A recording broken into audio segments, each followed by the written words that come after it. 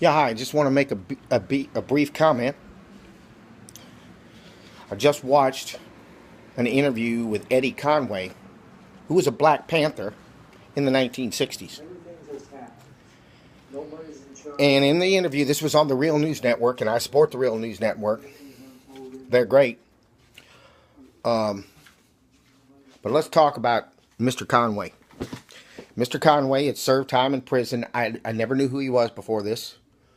But the interview, he seems like a very mild man, very educated man, very passionate man. And the interview, he talked about a couple of things, in a couple of issues in the interview. Number one, J. Edgar Hoover, in all his magnificence, decided to stick his nose in the Black Panther movement. And what was he concerned about? He was concerned about a breakfast program. The Black Panthers, in one of the cities they were in, I don't recall where it was, but they got up, opened a kitchen, and said, "Kids, if you're hungry, come on in, we'll feed you breakfast."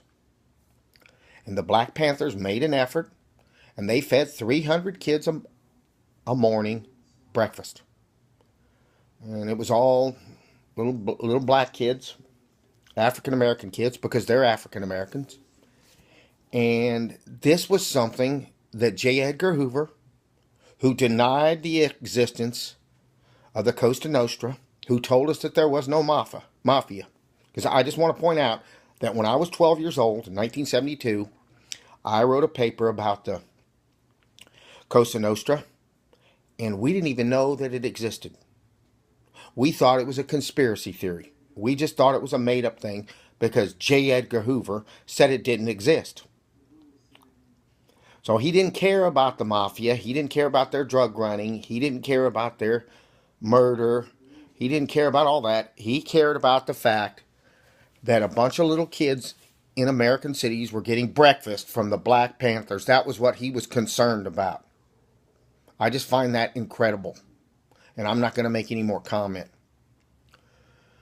The other thing that I want to make a comment about the interview is they talked about this COINTELPRO, and they identified certain figures that were in the movement who were sent in by national security, by local police, and that anytime that people try to organize themselves and help themselves, they get infiltrated and they get stopped, and they get pictures of little black kids shooting a pig that's dressed up in a police uniform and accusing that organization of spreading discord among the brethren, accuse these people of being anti-patriotic.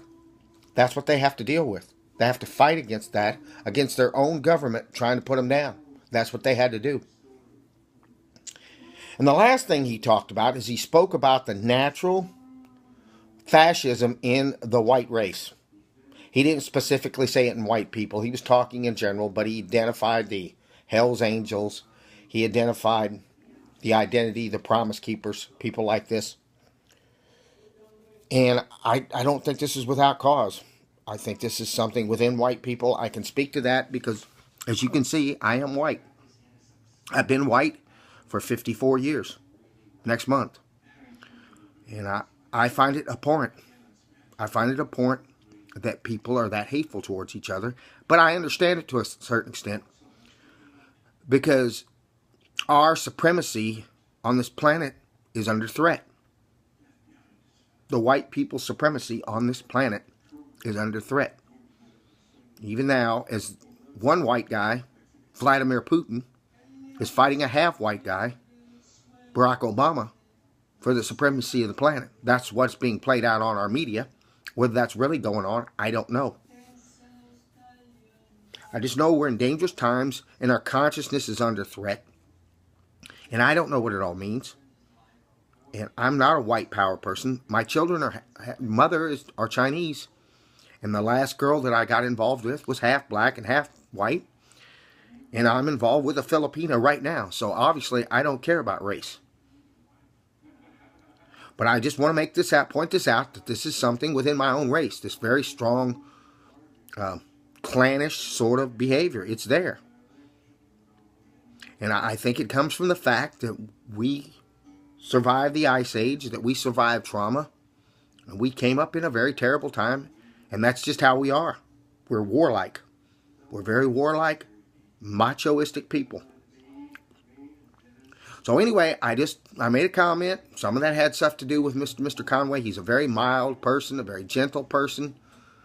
I'm sure he could be tough if he had to be. Usually mild, gentle people can be the most roughest, toughest people in the world when they have access to it. But he was really cool. So that's Eddie Conway on the Real News Network. I'll leave a link if I can. Bye-bye.